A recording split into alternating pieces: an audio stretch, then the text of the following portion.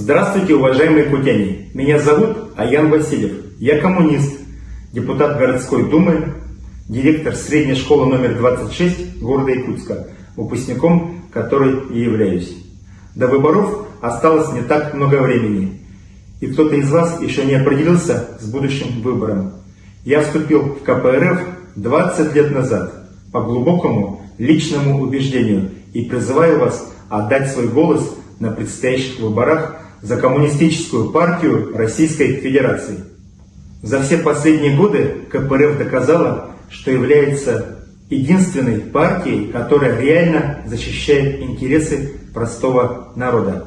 Коммунисты твердо и последовательно выступали и выступают против антинародных законов по монетизации льгот, по повышению пенсионного возраста, медицинской реформе, по которой буквально накануне ковида были сокращены стационары, сельские больницы и другие инициативы.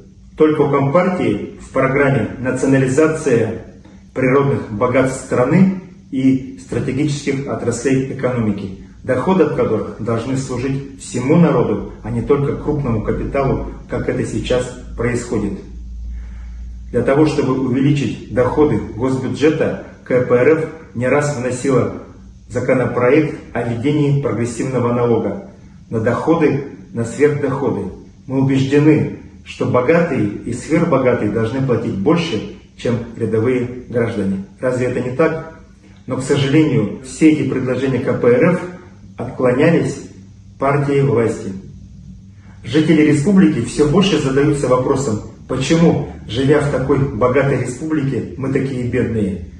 Цены на продукты, лекарства, услуги ЖКХ постоянно растут и обгоняют наши доходы. По официальным данным статистики, за чертой бедности более 15% населения Якутии. Население обросло кредитами. Мы занимаем 3-е место в России по закредитованности. Только подумайте, по качеству жизни населения Якутия занимает 71 место среди российских регионов.